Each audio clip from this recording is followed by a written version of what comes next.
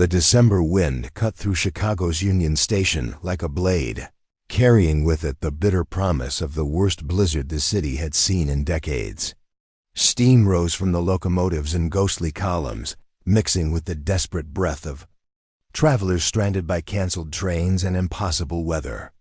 In the midst of this chaos, a young woman in a threadbare coat stumbled through the crowd, her medical bag clutched against her chest like a lifeline, unaware that her world was about to change forever. Before we jump back in, tell us where you're tuning in from, and if this story touches you, make sure you're subscribed, because tomorrow I've saved something extra special for you. The brass clock above the main concourse showed 11:47 p.m. when Rebecca Martinez felt her legs give out beneath her. She'd been standing in the ticket line for nearly 3 hours, having arrived from her 12-hour shift at St. Mary's Hospital, only to find that the last train to Denver had been canceled due to the approaching storm. The 26-year-old nurse had been surviving on coffee and determination for the past 18 hours, but her body had finally reached its limit. Rebecca hit the cold marble floor with a sound that should have been lost in the station's din, but somehow seemed to echo through the vast space. Her medical bag spilled open beside her, revealing the tools of her trade: a stethoscope, bandages, medication she'd purchased with her last paycheck for the clinic in Colorado, where she was desperately needed. The irony wasn't lost on her even in her semi-conscious state, a nurse collapsing with no one to help her.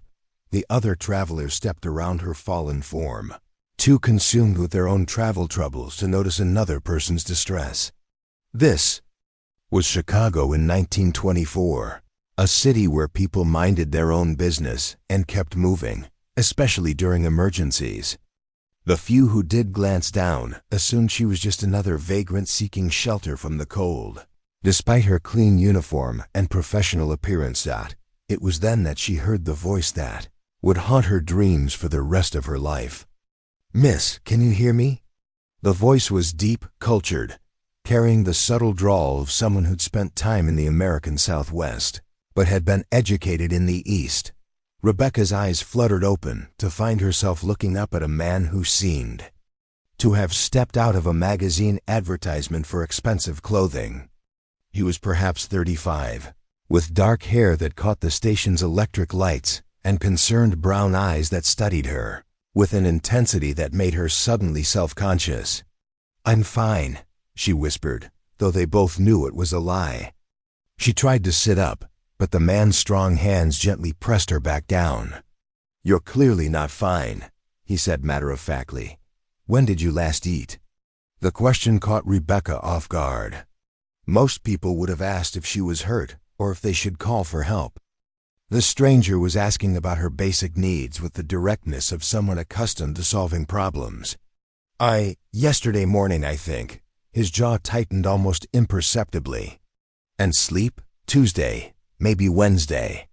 Rebecca's voice grew smaller as she realized how pathetic she sounded. "I've been working extra shifts to save money for." She stopped herself. There was no reason to burden this well-dressed stranger with her troubles. The man who had the bearing of someone accustomed to being in charge was already reaching into his coat. He pulled out a silver flask and unscrewed the cap with practiced efficiency. "This is brandy. Take a small sip. It'll help with the shock." Rebecca started to protest that she was a nurse and knew perfectly well how to treat shock, but the look in his eyes stopped her. It wasn't condescending or patronizing. Instead, she saw genuine concern mixed with something else, a recognition that suggested he understood what it meant to be at the end of one's resources. The brandy burned going down, but it spread warmth through her chest and cleared her head enough to really look at her rescuer. His overcoat was cashmere, she realized, probably worth more than she made in 6 months. His leather gloves were hand-stitched, and the watch chain visible at his waist was unmistakably gold. Yet he was kneeling on the dirty station floor without a thought for his expensive clothes, treating her with a courtesy that most wealthy people reserve for their social equals. "What's your name?" he asked as he helped her into a sitting position against a marble column. Rebecca Martinez, she said, then added unnecessarily, I'm a nurse. Pleased to meet you, Miss Martinez. I'm William Carson. He paused, studying her face. And you're a long way from home. It wasn't a question. Rebecca found herself wondering how he could tell. Her accent had been carefully trained out of her during nursing school, and she'd learned to dress and carry herself in ways that helped her blend into the professional world. But somehow this William Carson had seen through all of that to recognize something essentially displaced about her. I'm trying to get to Colorado, she admitted. There's a mining town called Silver Ridge that needs medical help. The company. Doctor left last month, and they've been without proper health care since then. I've been saving money for months to make the trip. William's expression grew thoughtful. Silver Ridge, that's rough country, especially this time of year. What makes a Chicago nurse want to head into the Colorado mountains in the middle of winter? The question was asked with genuine curiosity rather than judgment, which made Rebecca's defenses lower slightly. Because they need help, she said simply. The mine owners won't pay for another doctor, and the workers' families can't afford to bring one in themselves. People are suffering unnecessarily. Something shifted in William's eyes as she spoke. The polite concern of a good Samaritan was replaced by something deeper respect, perhaps a recognition of a kindred spirit. That's remarkably noble of you. It's not noble, Rebecca replied, surprising herself with her honesty. It's personal. My father was a miner in New Mexico. I know what it's like when there's no medical care available. I know what happens to families when someone gets hurt or sick, and there's nobody who can help. William was quiet for a long moment, processing this information. Around them, the station continued its chaotic dance of stranded travelers and overwhelmed railway employees, but in their small space against the marble column, a pocket of calm had formed.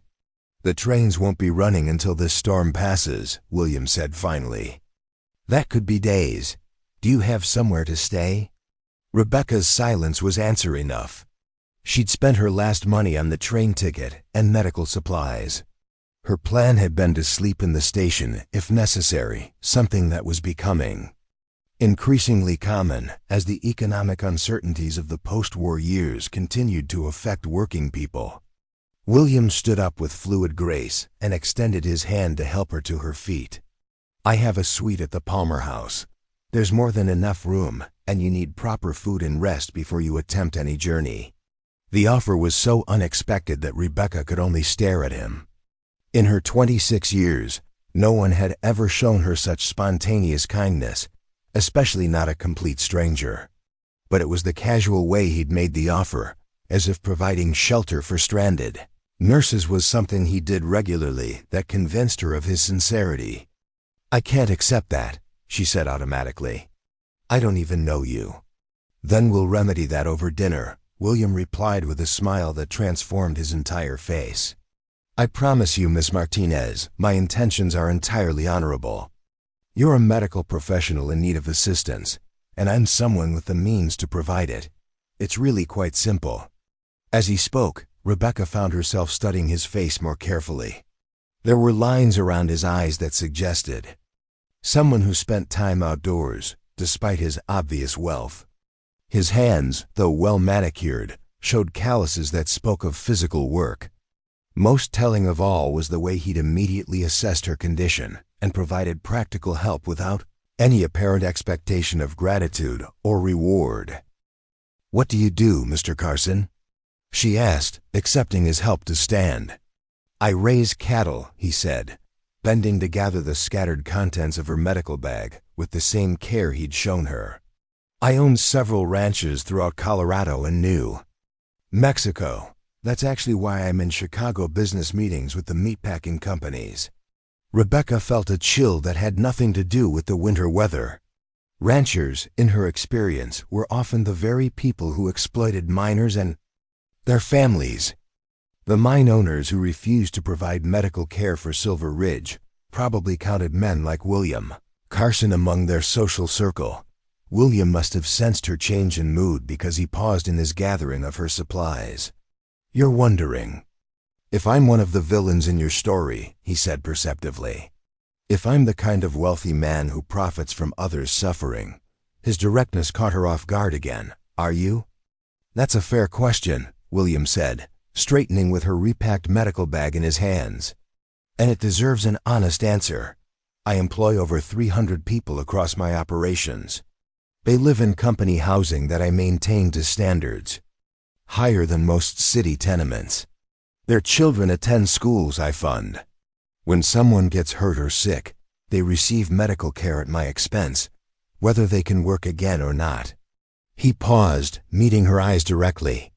I became wealthy by treating people fairly, not by exploiting them. But I understand why you'd be suspicious. There are plenty of men in my position who see workers as expendable. Rebecca studied his face, looking for signs of deception or self-serving rationalization. What she saw instead was the quiet confidence of someone who had no need to lie about his principles. More importantly, she recognized something in his manner that reminded her of the few truly good doctors. She'd worked with a fundamental belief that those with power had an obligation to use it responsibly. Why are you helping me? She asked as they began walking toward the station's main entrance. Honestly? William paused, considering his answer carefully. I've spent the last 10 years building my business, and somewhere along the way, I forgot that money is only useful if it serves a purpose beyond accumulation. Meeting you tonight, seeing someone willing to sacrifice her own comfort to help people she's never met, it reminds me of why I wanted to become successful in the first place. As they stepped out into the howling Chicago wind, Rebecca realized that her failed journey to Colorado might have led to something far more significant than a new job. She was about to spend several days in the company of a man who challenged every assumption she'd made about wealth and privilege, and she had the unsettling feeling that her carefully planned life was about to take a direction she'd never imagined. The Palmer House Hotel loomed before them through the swirling snow, its warm lights promising shelter from more than just the winter storm. As William Carson guided her toward its welcoming entrance, Rebecca Martinez understood that sometimes the most important destinations were the ones you never intended to reach. Preparing and narrating this story took us a lot of time. So if you are enjoying it, subscribe to our channel. It means a lot to us. Now back to the story. The Palmer House Hotel's dining room was a temple to Gilded Age opulence, with crystal chandeliers casting warm light over tables set with bone china and sterling silver. Rebecca had never been in such an establishment, and she felt acutely aware of her simple nurse's uniform among the evening gowns and tailored suits of Chicago's elite. But William Carson seemed oblivious to the disparity, guiding her to a corner table with the same natural courtesy he'd shown in the train station. I took the liberty of ordering while you freshened up, William said as Rebecca settled into the plush velvet chair. Roast beef, potatoes, and vegetables. Nothing fancy, but substantial. You need proper nutrition. Rebecca had spent 20 minutes in the hotel's powder room, marveling at the marble fixtures and trying to make herself presentable. Her reflection had shown a woman who looked older than her 26 years, with shadows under her dark eyes and skin pale from too many hours under hospital fluorescent lights. She'd pinned her black hair more securely and straightened her uniform, but there was no disguising the fact that she was exhausted, undernourished, and completely out of place. You didn't have to, she began, but William raised a hand to stop her. Miss Martinez, I suspect you've spent your entire adult life taking care of other people. Allow someone to take care of you for one evening. The waiter arrived with their first course, a rich soup that smelled like heaven to Rebecca's empty stomach. She tried to eat slowly, mindful of proper etiquette, but William noticed her restraint. When you're genuinely hungry, there's no shame in eating like you mean it, he said with gentle amusement. I've spent enough time around working people to know the difference between delicate appetite and actual need. Rebecca looked up from her soup, studying his face. You really aren't like other wealthy men I've encountered." "What other wealthy men have you encountered?" William asked, genuinely curious. "Hospital board members mostly. They visit the wards occasionally, usually with photographers from the newspapers. They shake hands with a few patients, make speeches about charity, and then retreat to their private clubs to congratulate themselves on their philanthropy." Rebecca's voice carried a bitter edge. "They see poverty as a moral failing and healthcare as a privilege rather than a right." William was quiet for a moment, processing her words. "Tell me about your work at St. Mary's." "It's a charity hospital," Rebecca explained, warming to a subject she was passionate about. "We serve the poorest neighborhoods in Chicago. Immigrants, factory workers, people who can't afford private medical care. The conditions are challenging. We're always understaffed, undersupplied, and overwhelmed. Yet you chose to work there rather than at a private hospital where the pay would be better." Rebecca paused with her spoon halfway to her mouth. "How do you know the pay would be better?"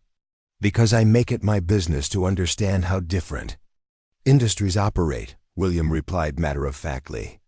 "Healthcare, like everything else, follows economic principles. Private hospitals can afford to pay higher wages because they serve patients who can pay higher fees." The main course arrived, and Rebecca found herself eating with genuine appetite for the first time in weeks. The beef was perfectly prepared, the potatoes creamy, the vegetables fresh despite the winter season. It was the kind of meal she'd fantasized about during her long shifts at the hospital. "Why did you become a nurse?" William asked as they ate. "I wanted to be a doctor," Rebecca said, surprising herself with her honesty. "But my family couldn't afford medical school, and most schools wouldn't accept women anyway. Nursing was the closest I could get to actually practicing medicine." "Do you regret the choice?" Rebecca considered the question carefully. "No, but I regret the limitations. I've learned enough through experience to diagnose many conditions, to know when treatments aren't working, to see problems that the doctors miss because they're too busy or too arrogant to listen to the nurses. But I can't prescribe medications, can't perform surgery, can't make the decisions that could save lives." William leaned forward slightly, his attention completely focused on her words. "That must be incredibly frustrating." "It is," Rebecca admitted, "especially when you're working with doctors who see nursing as glorified housekeeping. They don't understand that we're the ones who spend the most time with patients, who notice subtle changes in condition, who often know more about what's actually happening than they do." "Is that why you're going to Silver Ridge?" "To practice medicine without those limitations?"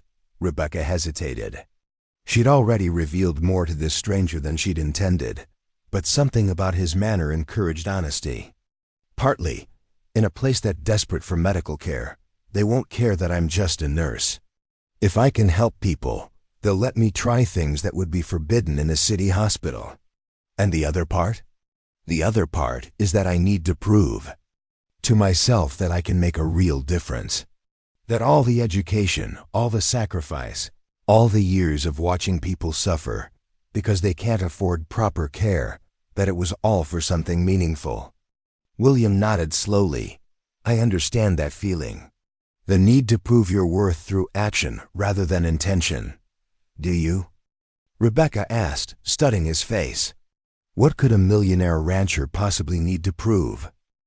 "That I deserve what I have," William said quietly. "I inherited my first ranch from my uncle when I was 22. He'd built it from nothing, but I was handed success without having to earn it. Everything I've accomplished since then has been an attempt to prove I'm worthy of that initial gift." Rebecca felt her preconceptions shifting again. She'd assumed William was another entitled heir living off generational wealth, but his words suggested a more complex relationship with his. "Privilege. Tell me about your ranches," she said. William's face lit up with genuine enthusiasm. "I have 3 main operations. The largest is in Colorado, about 2 hours from Denver. It's primarily cattle, but we also raise horses. Then there's a smaller ranch in New Mexico that focuses on breeding stock, and a new property in Wyoming that I'm still developing.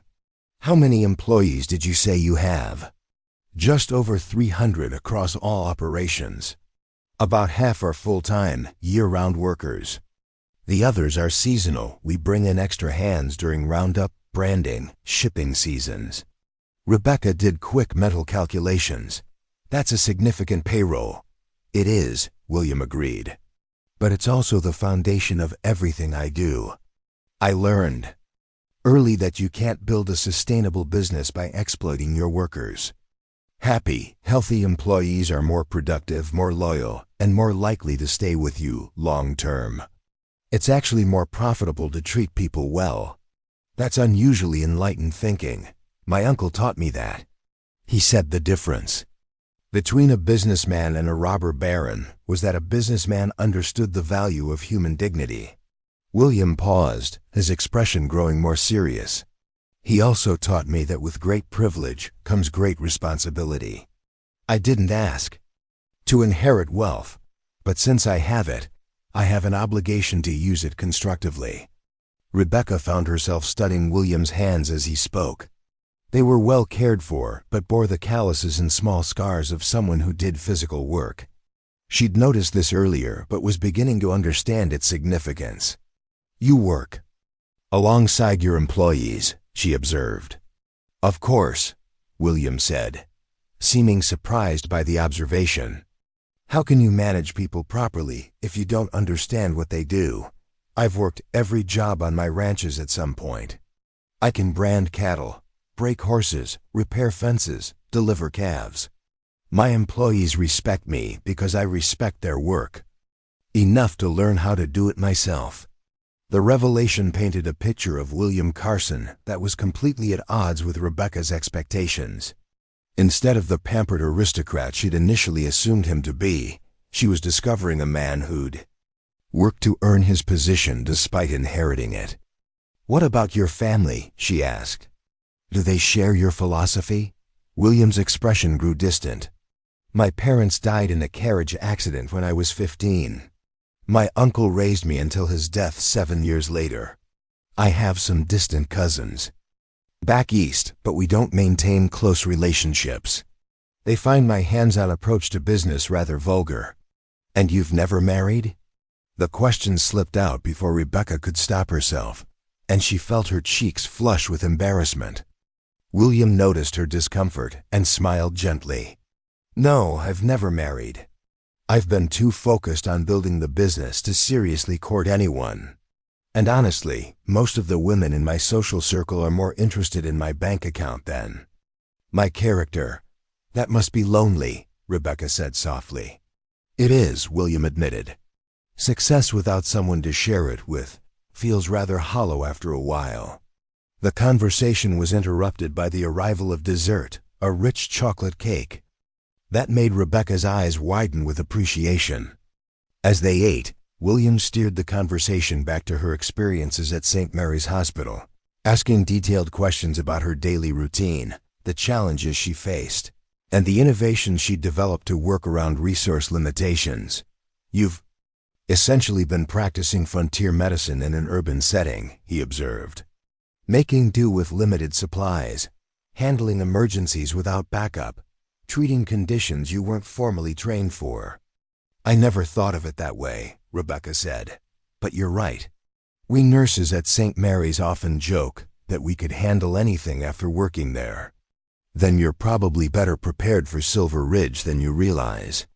As the evening progressed, Rebecca found herself relaxing in William's company in a way she rarely did with anyone. He listened intently to her stories, asked thoughtful questions, and treated her experiences with the respect usually reserved for more prestigious professions. More surprisingly, he seemed genuinely interested in her opinions about healthcare, policy, social reform, and the challenges facing working-class families. Why are you really interested in all this? Rebecca asked as they finished their meal. You could spend your evening with anyone in Chicago. Why are you here with the exhausted? Nurse talking about hospital administration? William was quiet for a long moment, as if weighing how much to reveal. Because in the last 3 hours, you've taught me more about what really matters than I've learned in years of business meetings and social functions.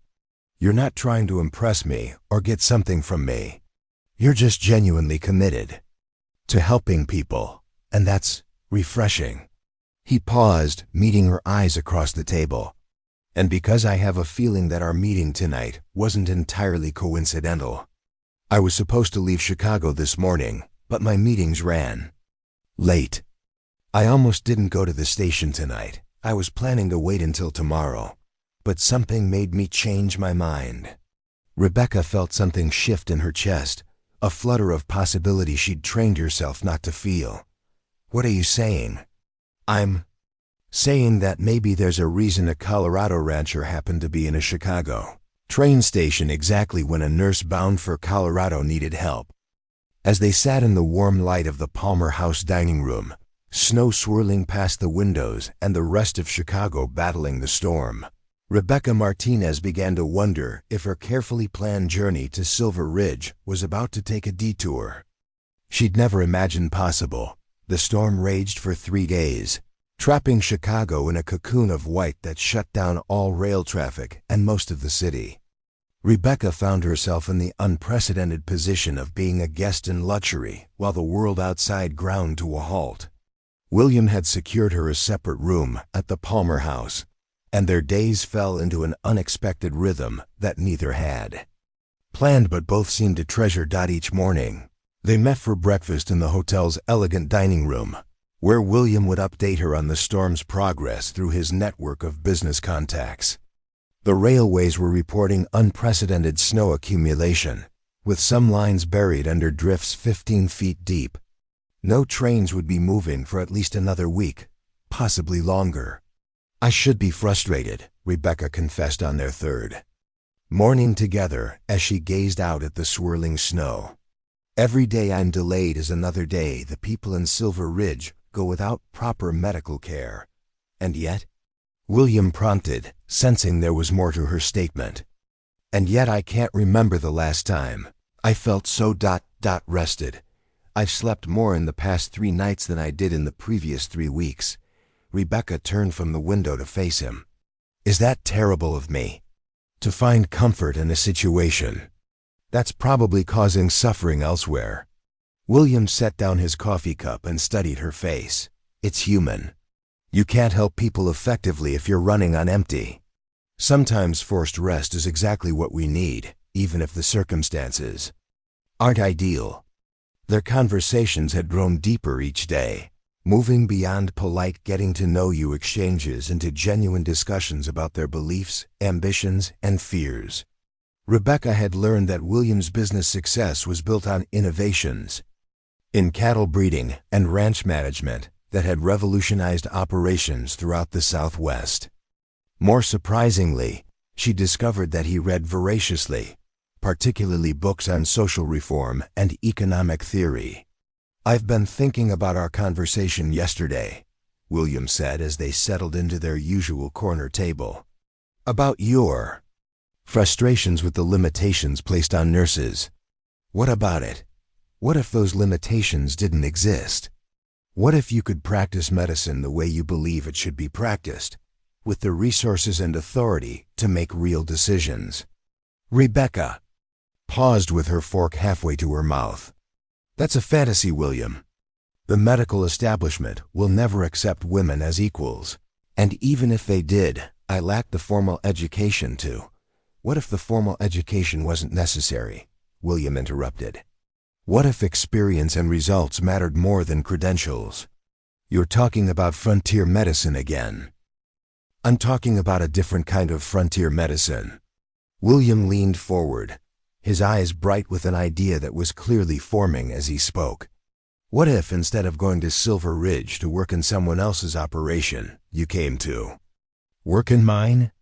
Rebecca stared at him, certain she'd misunderstood. Your ranch operation? Think about it, William said, his enthusiasm building. I have over 300 employees spread across remote locations, Accidents happen, injuries from cattle, horses, equipment. Illnesses spread through bunkhouses. Women giving birth with no medical assistance. Right now the nearest doctor to my main Colorado ranch is 40 miles away in Denver, and that's under good conditions. You're offering me a job? I'm offering you something better than a job. I'm offering you the chance to build a medical practice from the ground up with complete autonomy over patient care and treatment decisions. You'd have funding for supplies, equipment, whatever you need. More importantly, you'd have patients who would judge you by results, not credentials. Rebecca felt her heart racing. The offer was everything she'd dreamed of and nothing she'd dared hope for. "William, I can't accept charity." "It's not charity," he said firmly. "It's business. Good medical care for my workers means healthier employees, fewer lost workdays, lower turnover. It's an investment that would pay for itself within a year. But more than that, it's the right thing to do." "Why?" Rebecca asked. "Why are you offering this to a woman you met 3 days ago?" William was quiet for a long moment, considering his answer carefully. "Because in 3 days, you've shown me more genuine dedication to helping people than I've encountered in years of business dealings. Because you have skills and knowledge that are being wasted in a system that doesn't value them properly, and because ... He trailed off, seeming to struggle with something. "Because what?" "Because I've been looking for a way to make my success mean something beyond profit margins and property values. Providing real health care to working families feels like exactly the kind of meaningful impact I've been searching for." Rebecca studied his face, looking for signs of ulterior motives or hidden agendas. What she saw instead was the same earnest conviction that had first caught her attention in the train station. This wasn't a wealthy man's whim or a calculated business move. It was a genuine offer from someone who recognized a mutual opportunity to do good work. "Tell me exactly what you're proposing," she said carefully. William's face lit up with the kind of enthusiasm she'd previously seen only when he discussed his cattle breeding programs. The main ranch covers nearly 50,000 acres in the Colorado high country. Beautiful land mountains, meadows, clear streams. The main complex includes the big house, bunkhouses for the workers, barns, corrals, and various outbuildings. He paused to signal the waiter for more coffee before continuing. "I'd build you a proper medical clinic on the property. Not just a first aid station, but a real facility with examination rooms, space for minor surgery, even a few beds for patients who need overnight observation. You'd have a fully equipped pharmacy, the latest medical instruments, whatever you determine you need." "That would cost a fortune," Rebecca protested. "It's an investment in my people," William replied. "But beyond the immediate ranch workers, think about the broader impact. The nearest medical care for families in that region is hours away by wagon. A proper clinic could serve the entire area neighboring ranches, mining operations, the small towns that have sprung up around them." Rebecca felt excitement building despite her attempts to remain practical. "What about legal issues?" "I'm not a licensed physician. In frontier territories, the law is more concerned with results than credentials. If you're helping people and not doing harm, local authorities tend to look the other way, especially if you have the backing of someone with influence in the community, which you have." "Which I have," William confirmed. "I sit on the boards of 3 banks, 2 mining companies, and the Territorial Medical Board. I can provide the legitimacy you'd need to practice without interference." The scope of the opportunity was staggering. Rebecca had dreamed of having the freedom to practice medicine according to her own judgment, but she'd never imagined having the resources to do it properly. "What would my living situation be?" "There's a house on the property that was built for the previous ranch manager. It's about a 1/4 mile from the main house, close enough for easy communication, far enough for privacy. 3 bedrooms, modern. Kitchen, indoor plumbing. You'd be comfortable. And my salary?" "What are you making at St. Mary's?" Rebecca told him, and William's eyebrows rose slightly. "I'd pay you 3 times that amount, plus room and board, plus funding for medical supplies and equipment.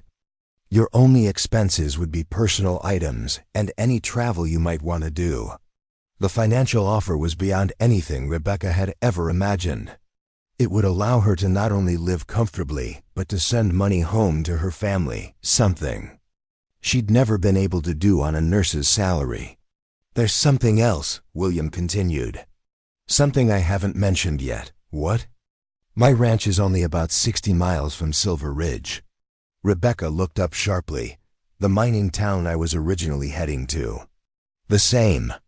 On your days off or during slow periods, you could still provide assistance there if you wanted. The difference is you'd have a secure base of operations, proper funding, and no pressure to make your services profitable." It was perfect. Too perfect. Rebecca had learned to be suspicious of anything that seemed too good to be true, especially offers from wealthy men who barely knew her. "What's the catch?" she asked directly. William smiled at her bluntness. "No catch. But there is one thing you should understand about what you'd be getting into, which is, ranch life is demanding, especially in Colorado. The winters are harsh, the work is physical, and you'd be dealing with a rough, largely male workforce that might not immediately accept a woman in a position of medical authority." "I've worked in Chicago emergency rooms," Rebecca said dryly. "I think I can handle cowboys." "I'm sure you can.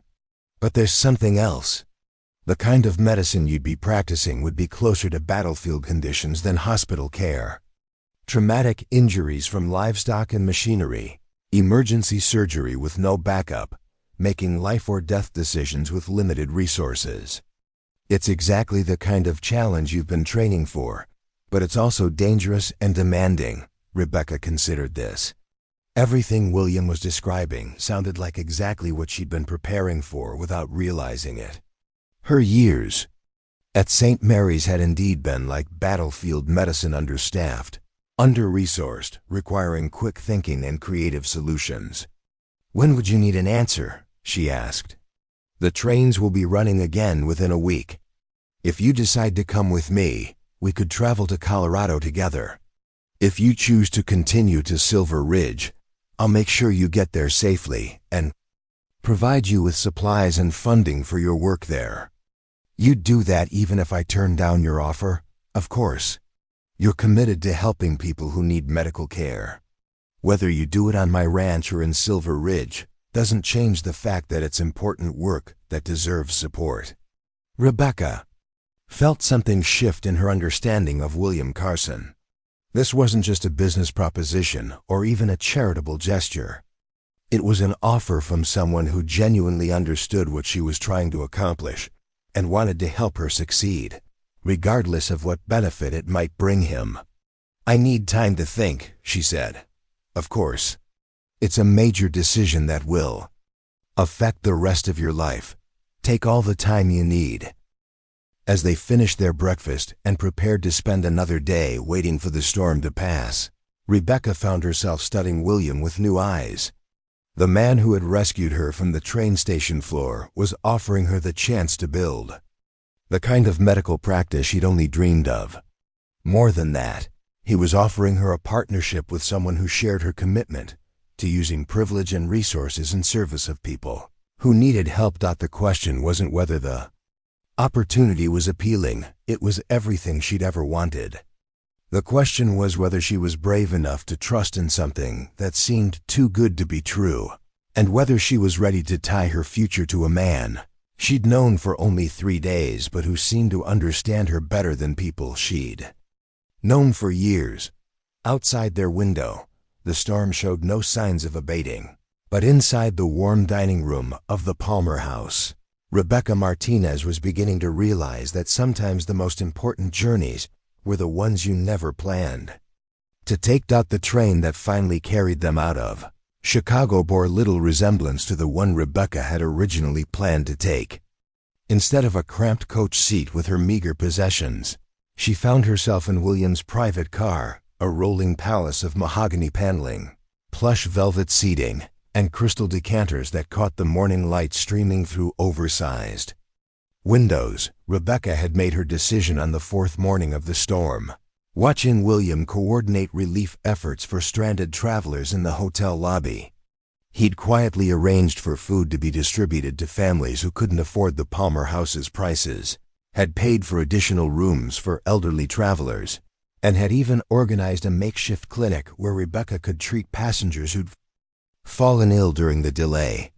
His generosity was casual and constant, the behavior of someone for whom helping others had become second nature. "I accept your offer," she told him over breakfast, her voice steady despite the magnitude of the decision. William's face had lit up with genuine pleasure. "You won't regret it. We'll build something remarkable together." Now 3 days into their westward journey, Rebecca was beginning to understand the scope of what she'd committed to. William's private railroad car was equipped with a small office where he conducted business via telegraph, and she'd watched him manage 3 separate ranch operations, coordinate cattle shipments, and negotiate contracts with meatpacking companies, all while maintaining detailed correspondence with his foreman about everything from water rights to winter feed supplies. "You never stop working," Rebecca observed as William finished dictating another telegram to his secretary, a efficient young man named Thomas Fletcher, who'd joined them in Chicago. "Ranch operations don't pause for travel," William replied, settling into the seat across from her with a cup of coffee. "Cattle still need feeding, fences still need mending, and weather doesn't wait for convenient timing. The key to managing multiple properties is constant communication." Rebecca had spent much of the journey reading medical journals from William's surprisingly extensive library. He'd revealed that he subscribed to publications from medical schools across the country, part of his effort to stay informed about advances in healthcare that might benefit his workers. "This article about surgical techniques is fascinating," Rebecca said, looking up from the latest issue of the American Journal of Medicine. "Dr. Morrison at Johns Hopkins has developed a new procedure for treating compound fractures that could be revolutionary for ranch work." "Explain it to me," William said, leaning forward with genuine interest. As Rebecca described the surgical innovation, she found herself sketching diagrams on the back of an envelope, her enthusiasm for medical advancement overriding her usual reserve. William asked intelligent questions, clearly following the technical details despite his lack of formal medical training. "You could probably perform that procedure," he said thoughtfully when she finished. "The technique you're describing isn't dramatically different from what veterinarians do when treating horse injuries." "That's actually not a bad comparison," Rebecca agreed. "Frontier medicine often requires adapting techniques from veterinary practice. Animals can't describe their symptoms, so vets have to rely on observation and physical examination skills that are extremely relevant to human medicine. Have you ever considered studying veterinary medicine formally?" Rebecca laughed. "Women aren't admitted to veterinary schools any more than they're admitted to medical schools. Besides, I'm not interested in treating animals. I want to help people, but the skills would be complementary. Understanding animal anatomy and physiology would make you more effective at treating human injuries, especially the kinds of traumatic wounds you'll encounter on a ranch." The observation was typical of William's practical intelligence. He had a gift for seeing connections that others missed, for finding innovative solutions to complex problems. Rebecca was beginning to understand that his business success wasn't just due to inherited wealth. It was the result of genuinely superior, strategic thinking. Their conversation was interrupted by the arrival of a well-dressed man in his 50s who appeared in the doorway of their car with the confidence of someone accustomed to going wherever he pleased. He was tall and distinguished, with silver hair and expensive clothes that marked him as someone of considerable means. "William Carson," the man said with a broad smile that didn't quite reach his eyes. "I heard you were on this train. Mind if I join you?" William's expression remained polite, but Rebecca noticed a subtle tension in his posture. "Mr. Harrison," Of course, please sit down. Harrison settled into a chair and immediately turned his attention to Rebecca with the calculating interest of someone assessing valuable property. And who might this lovely lady be? Miss Rebecca Martinez, William said before Rebecca could respond. She's a medical professional who'll be establishing a clinic at my Colorado ranch. How fascinating, Harrison said, though his tone suggested he found it anything but a lady doctor. How very progressive of you, William. Rebecca bristled at the condescending tone, but before she could respond, William's voice cut through the air with unmistakable warning. Miss Martinez is a highly trained nurse with extensive experience in emergency medicine. Her work will significantly improve healthcare access for working families throughout the region. Harrison raised his hands in mock surrender. No offense intended, I'm sure. It's just that one doesn't often encounter women in such ambitious positions. Perhaps that says more about the limits of your social circle than about women's capabilities, Rebecca said coolly.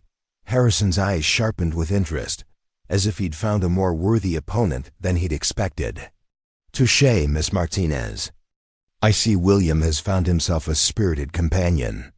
The word companion carried implications that made Rebecca's cheeks flush with anger, but William intervened before she could respond. Mr. Harrison, what brings you to this part of the train?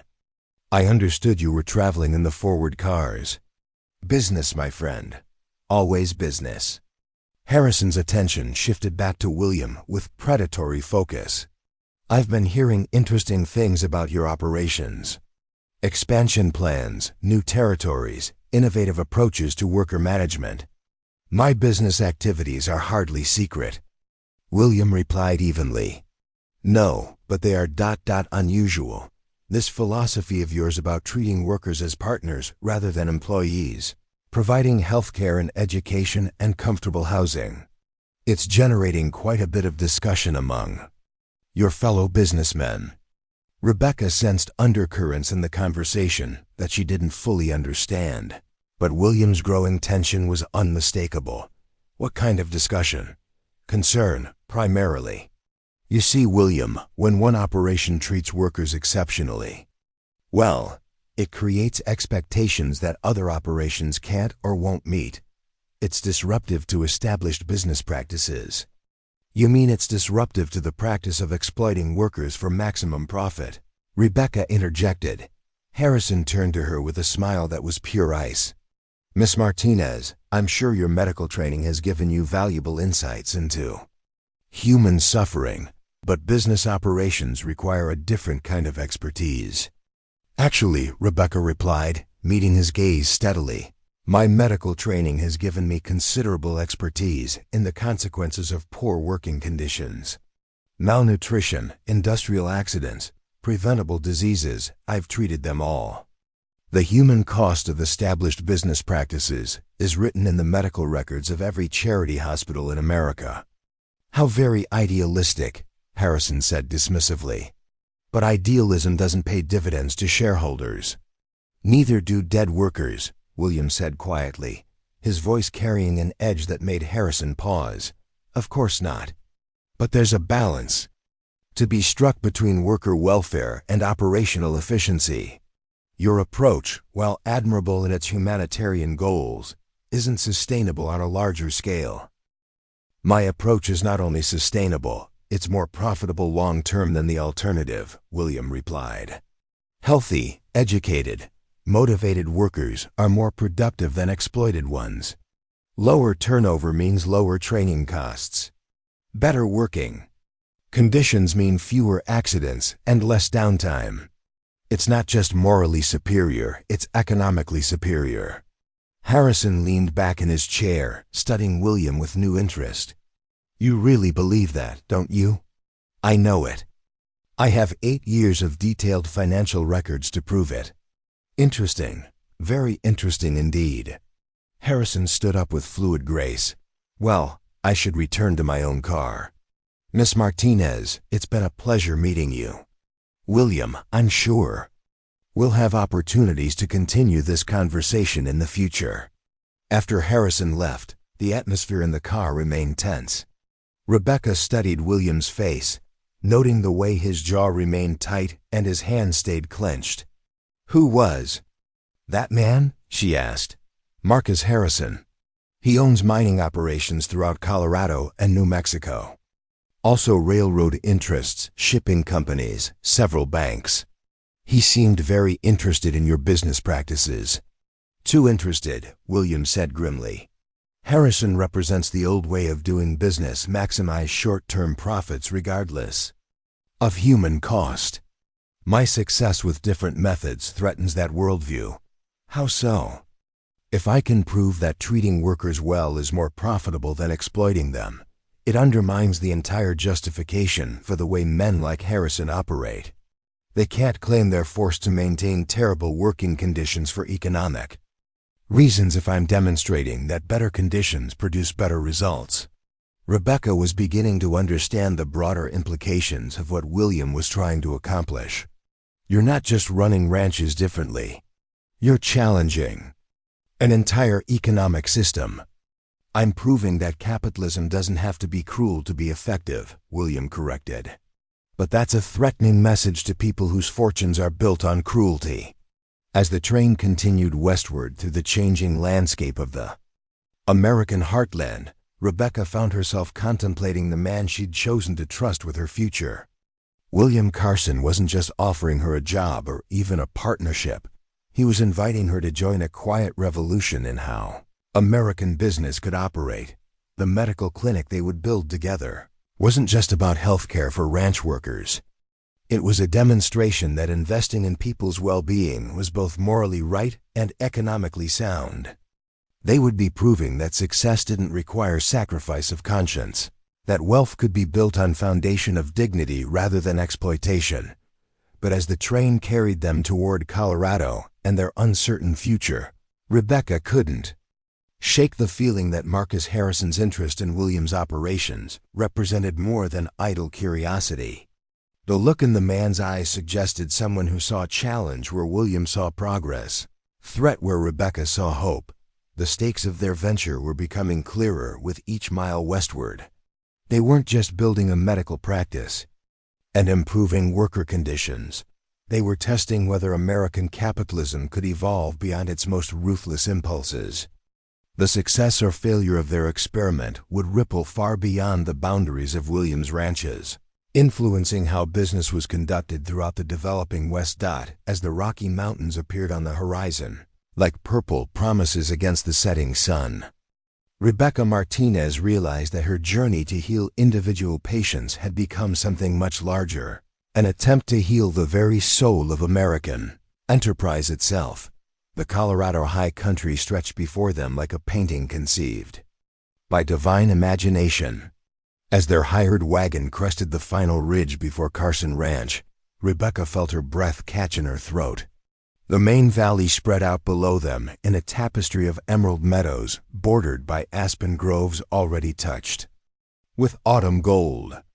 Snow-capped peaks rose on all sides like cathedral spires, and a crystal-clear stream meandered through the center of it all, catching the afternoon sunlight like scattered diamonds. "It's magnificent," Rebecca breathed, her medical bag forgotten in her lap as she absorbed the sheer scale and beauty of the landscape. "Wait until you see it in spring," William said, his voice carrying the pride of someone who'd fought to preserve something precious. "The wildflowers cover the meadows in colors you wouldn't believe possible, and the air you'll never breathe anything cleaner." The ranch headquarters came into view as they descended into the valley, a complex of buildings that managed to be both functional and beautiful.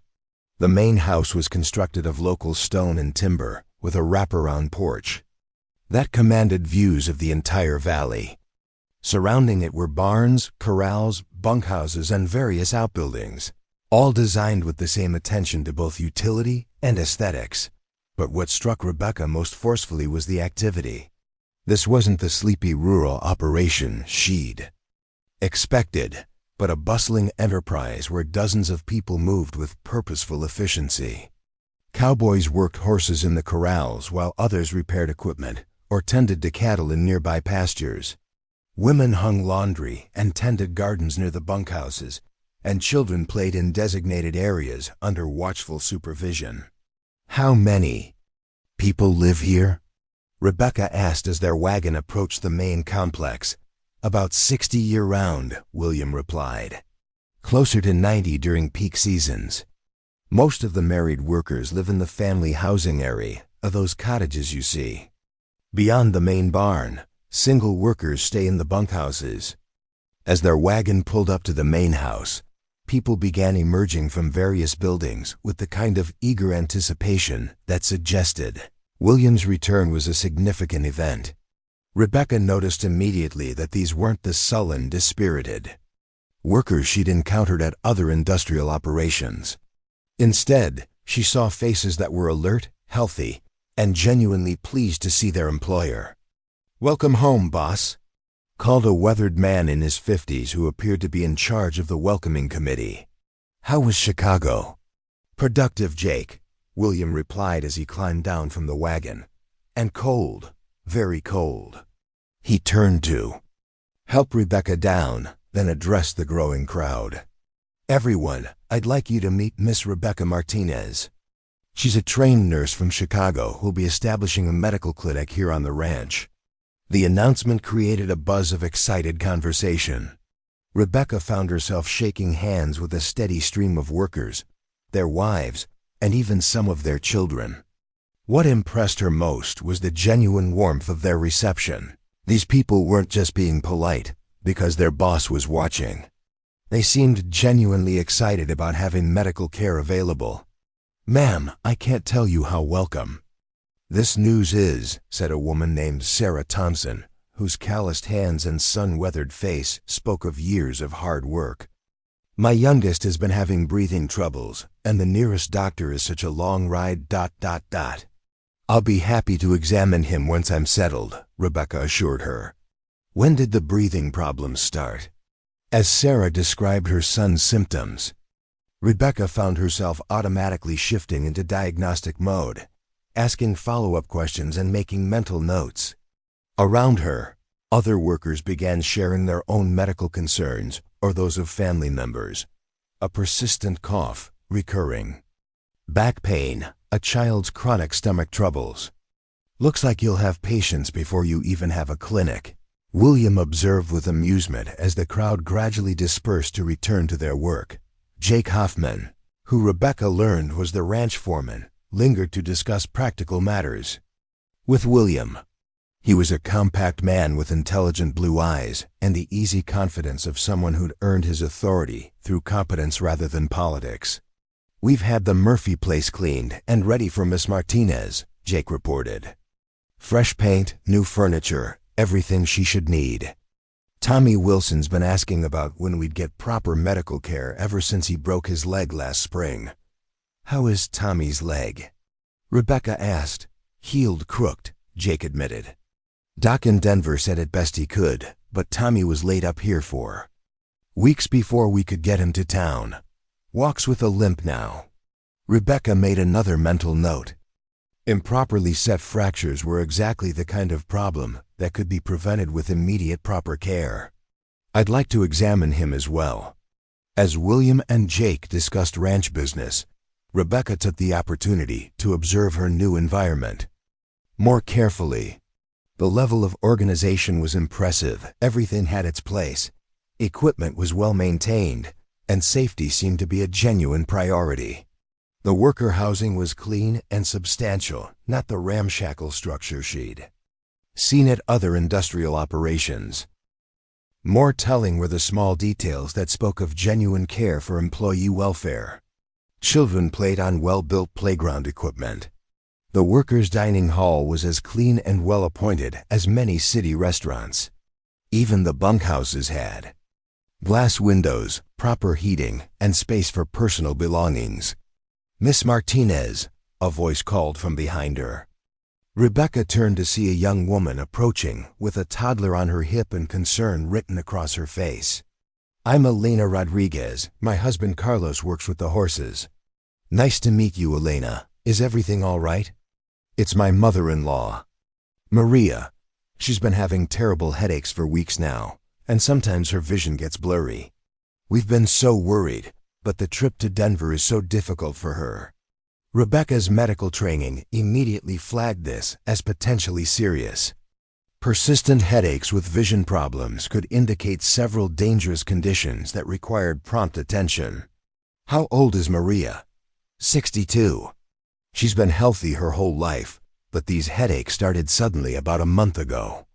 "I'd like to examine her as soon as possible," Rebecca said. "Would she be comfortable with that?" Elena's face brightened with relief. "Oh yes, she's been hoping for this ever since Mr. Carson told us he was bringing a nurse. She's at our house. Now would you like to come see her?" Rebecca looked questioningly at William, who nodded encouragingly. "Go ahead. Jake and I need to review the winter preparations anyway." Elena's house was one of the family cottages, a neat 2-bedroom structure, with a small kitchen and sitting area. It was modestly furnished but comfortable, with the kind of personal touches that made it clear this was a home, not just temporary housing. Maria Rodriguez was a small, dignified woman whose weathered hands spoke of a lifetime of hard work. When Elena introduced Rebecca, Maria's face lit up with gratitude. "Doctora," Maria said in Spanish, then switched to accented English. "Thank you for coming to see me." "Please, call me Rebecca," she replied, sitting down beside the older woman. "Tell me about these headaches." As Maria described her symptoms, Rebecca conducted a careful examination using techniques she'd learned from the best doctors at St. Mary's Hospital. What she found was concerning elevated blood pressure, slight swelling in Maria's ankles, and reflexes that suggested potential neurological involvement. "Maria, I need to ask you some questions about your diet," Rebecca said. "Carefully. Do you eat a lot of salt? Preserved meats? Pickled foods?" "See, we preserve much food for winter. Salt pork, pickled vegetables. Rebecca nodded, beginning to form a diagnosis. The symptoms were consistent with severe hypertension, possibly exacerbated by high sodium intake. It was a serious condition that could lead to stroke or heart failure if left untreated, but it was also very manageable with proper care. "I think I know what's causing your headaches," Rebecca said, taking Maria's hands in hers. "Your blood pressure is too high, which is making your heart work too hard. The good news is that we can treat this." "Treat?" Maria asked, hope creeping into her voice. "Yes, we'll need to change your diet, less salt, more fresh vegetables. I can give you medicine to help lower the pressure. And we'll need to monitor you regularly to make sure you're improving." Elena gasped with relief. "You can really help her?" "I can help her," Rebecca confirmed. "But Maria, this is serious. If we don't treat it, it could be very dangerous. You'll need to follow my instructions." "Exactly." As Rebecca explained the treatment plan, she found herself marveling at how different this felt from her work at St. Mary's Hospital.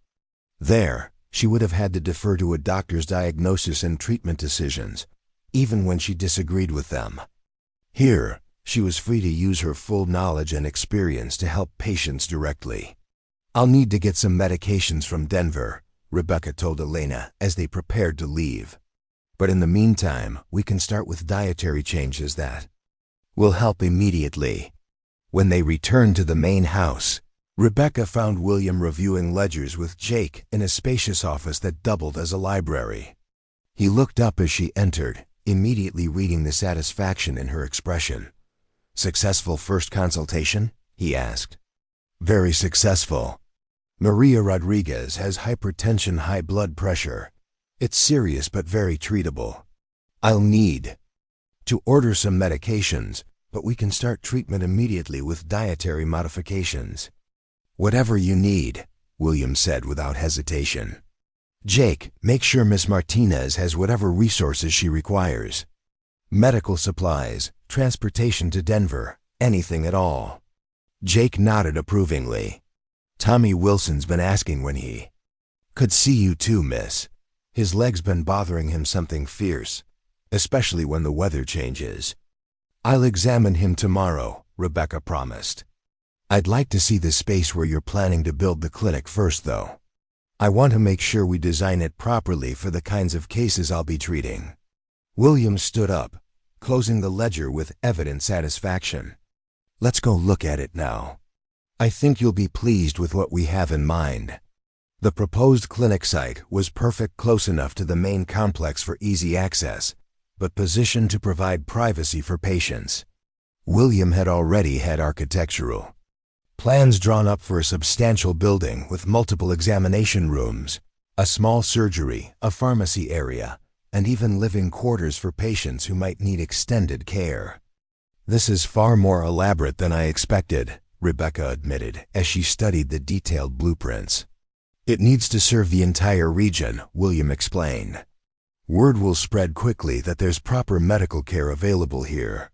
We'll have patients coming from neighboring ranches, mining operations, even small towns. The facility needs to handle significant volume.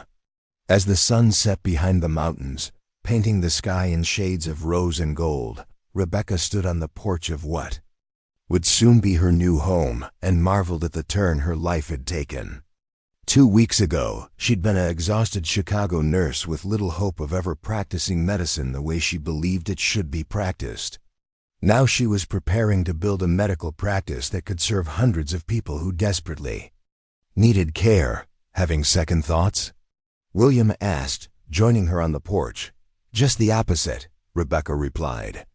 I'm starting to understand the scope of what we can accomplish here. This isn't just about providing health care to your workers. We're going to change how medical care is delivered throughout this entire region. That was always the plan, William said quietly. I just needed the right partner to make it happen. As stars began appearing in the clear mountain sky, Rebecca Martinez understood that her journey from Chicago had led her to something far more significant than a new job. She was about to become a pioneer in a new model of healthcare delivery, proving that quality medical care could be both accessible and financially sustainable. The adventure was just beginning. 3 months after Rebecca's arrival at Carson Ranch, the partially completed medical clinic had already become the unofficial heart of the community. Even without finished walls or proper equipment, the building site served as a gathering place where workers brought their concerns, injuries, and questions to the woman they'd begun calling Doc Martinez with genuine affection. Rebecca had established a temporary treatment area in the ranch's old supply shed, equipped with basic medical supplies and a determination to prove that quality healthcare could thrive even in primitive conditions. Word of her skills had spread throughout the region faster than wildfire, bringing patients from as far as 50 miles away. On this particular morning, she was treating her most challenging case yet, a 12-year-old boy named Samuel Preston, whose arm had been crushed in a mining accident at an operation 20 miles north. The local mine foreman had brought the child through a blizzard, knowing that Rebecca represented the boy's only hope of keeping his arm. Hold still, Samuel, Rebecca murmured as she carefully cleaned the wound that had become infected during the 3-day delay before his arrival. I know it hurts, but I need to see exactly what we're dealing with. The boy's father, a weathered miner named Jonathan Preston, watched with barely contained anxiety as Rebecca examined his son's mangled limb. The mine doctor said it would have to come off, he said quietly, said there was no saving it.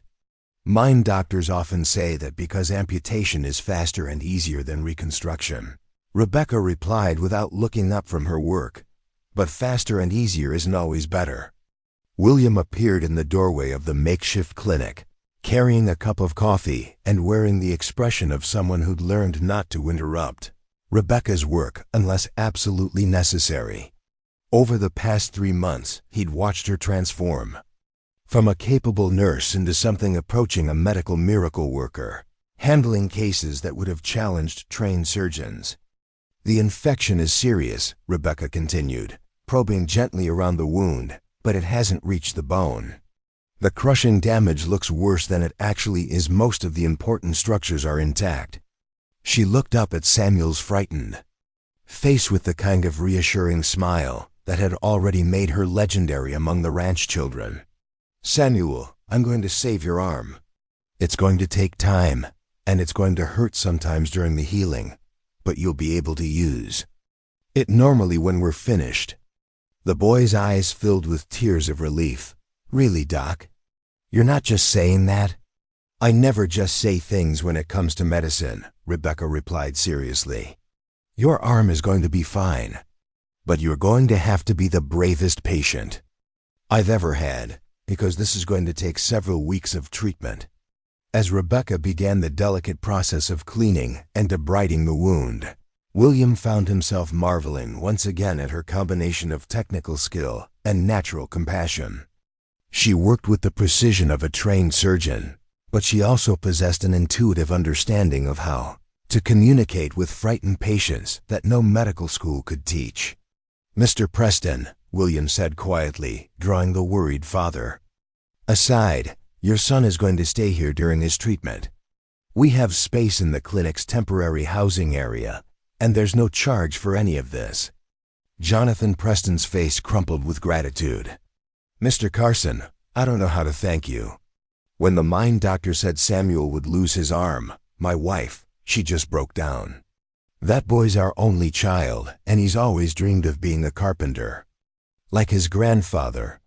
He'll still be able to pursue that dream," William assured him. "Miss Martinez has saved limbs that other doctors had given up on.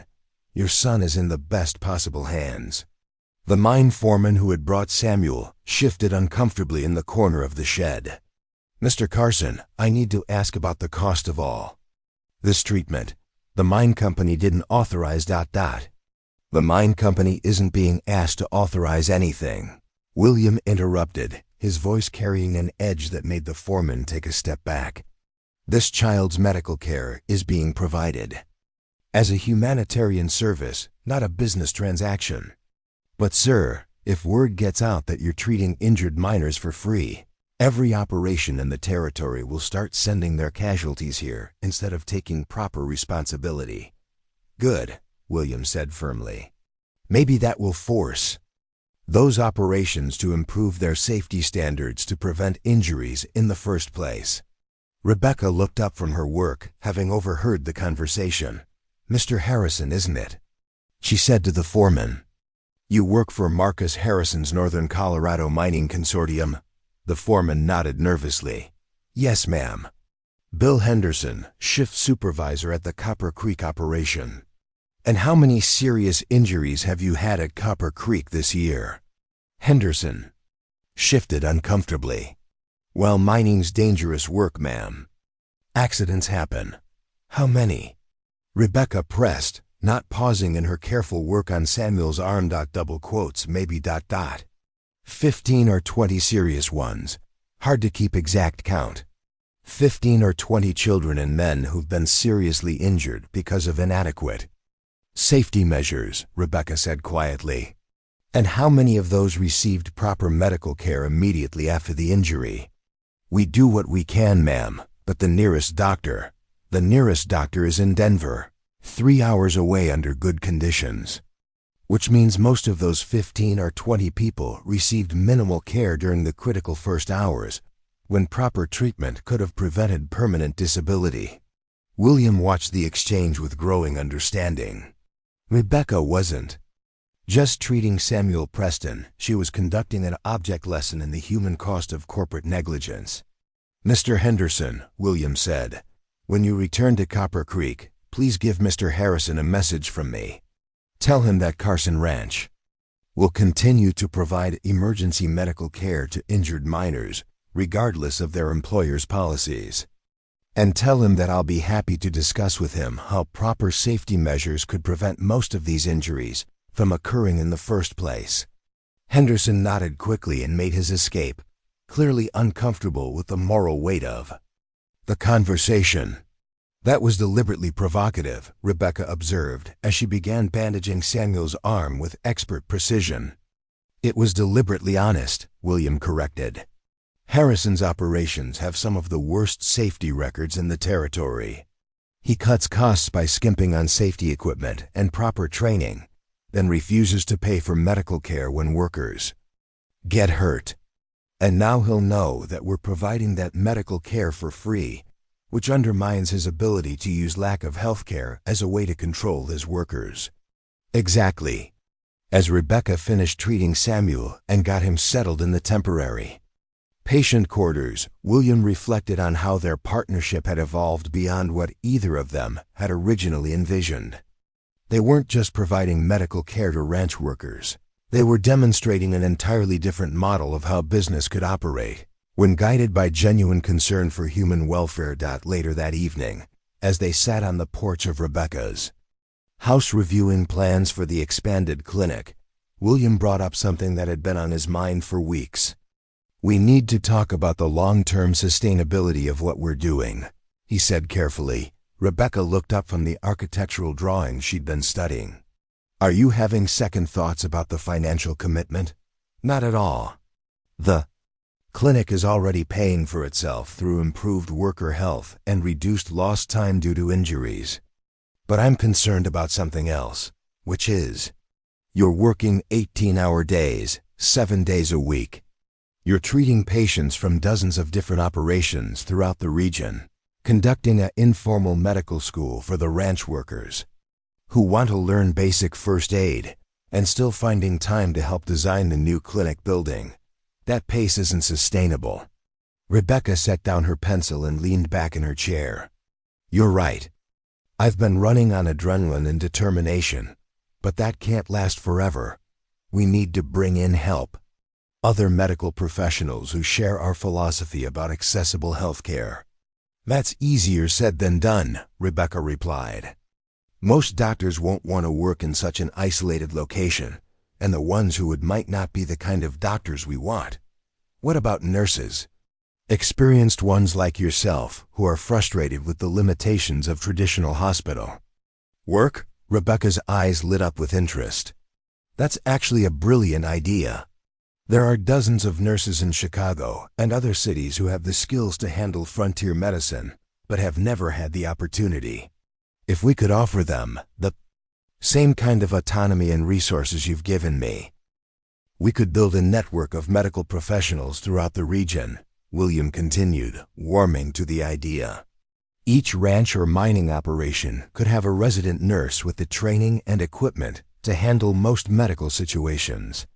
Serious cases could be referred to the main clinic here. It would revolutionize healthcare delivery in the entire territory," Rebecca said, her excitement building. "And it would prove that quality medical care doesn't have to be concentrated in expensive urban hospitals." Their conversation was interrupted by the arrival of Jake Hoffman, who approached the porch with the urgent stride of someone carrying important news. "Boss, we've got a problem," Jake announced without preamble. "Tommy Wilson just rode in from the north pasture. There's been an accident at the Henderson spread. Their barn collapsed during the storm today. Several men are trapped, and they're asking for Doc Martinez." Rebecca was already standing, her mind automatically shifting into emergency mode. "How many injured?" Tommy couldn't get close enough to tell for sure, but he counted at least 4 men who were pulled out unconscious. Could be more still trapped under the debris. "I'll need the emergency medical supplies and the wagon prepared for rough travel," Rebecca said, moving toward her house to gather additional equipment. "I'm coming with you," William announced. "William, it's dangerous. If the barn structure is unstable, then you'll need someone to help coordinate the rescue while you treat the injured. This is exactly the kind of situation where we work best as a team." As they prepared for the emergency journey through the mountain darkness, Rebecca realized that their partnership had evolved into something far deeper than a professional arrangement. They had become true collaborators in a mission that was larger than either of their individual ambitions. The ride to Henderson's ranch would test everything they'd built together: their medical capabilities, their crisis management skills, and their shared commitment to helping people regardless of the personal cost. But as their wagon disappeared into the Colorado night, carrying hope to families who had nowhere else to turn, Rebecca Martinez understood that she had found not just a career, but a calling that would define the rest of her life. The woman who had collapsed from exhaustion in a Chicago train station had become a pioneer in a new model of American healthcare, proving that dedication and resources could combine to bring quality medical care to the people who needed it most. The Henderson Ranch presented a scene of controlled chaos when William and Rebecca arrived in the pre-dawn darkness. The massive hay barn had collapsed under the weight of accumulated snow and ice, its heavy timber frame creating a deadly maze of debris that trapped at least 6 workers who had been securing equipment for the winter storm. Rebecca leaped from the wagon before it had fully stopped, her emergency medical kit in hand and her trained eye already assessing the situation. 4 injured men lay on blankets near the wreckage, attended by ranch wives who were doing their best with limited supplies and knowledge.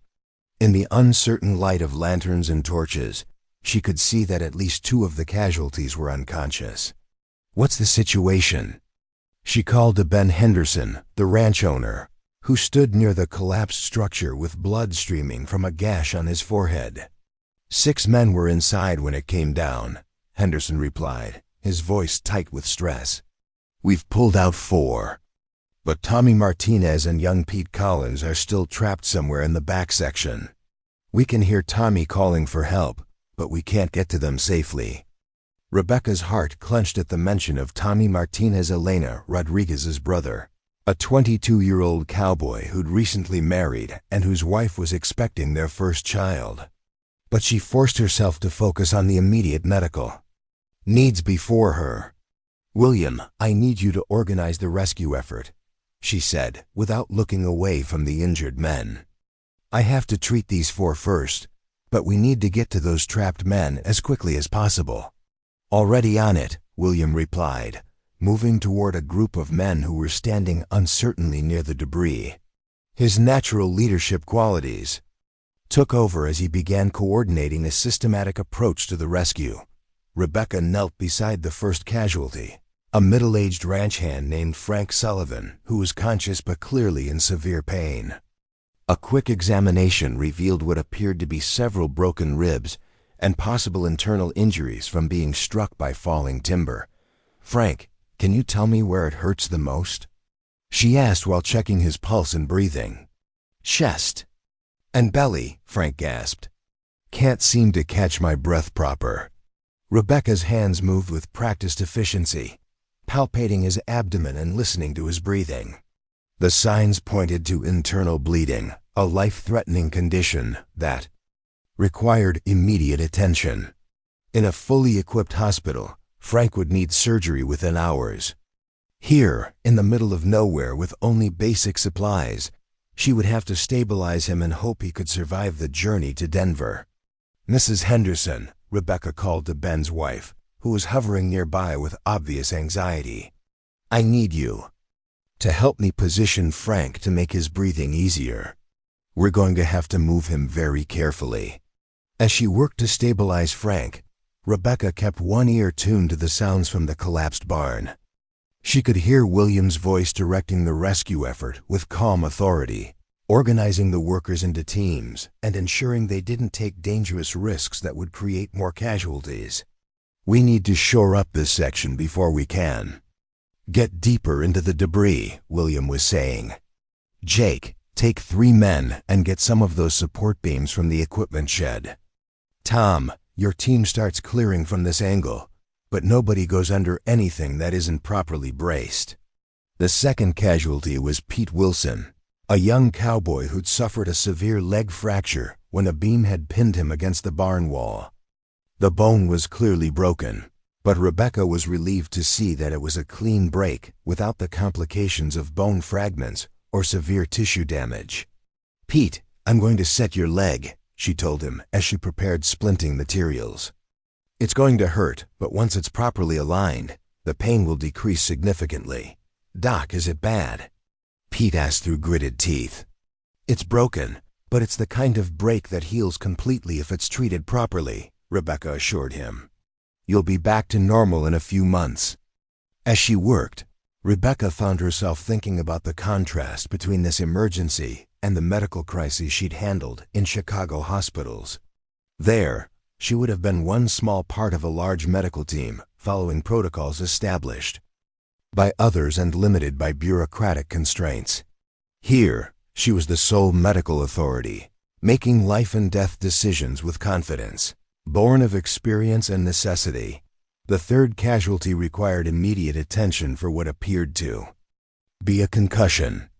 The fourth was largely uninjured, but suffering from shock and exposure. Rebecca moved between them with efficient precision, stabilizing each patient and preparing them for transport if necessary. "Doc," William's voice carried across the wreckage. "Cite with urgent intensity. We've reached Tommy Martinez. He's conscious and talking, but his leg appears to be pinned under a major beam. We need you to assess whether we can move him safely." Rebecca looked up from her current patient, her mind racing through the medical implications.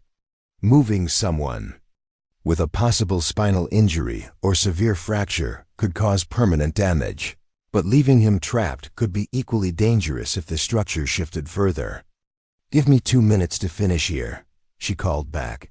Quickly completing her examination of the concussion patient, she made her way carefully through the debris field to where William's rescue team had created a narrow passage to reach Tommy Martinez.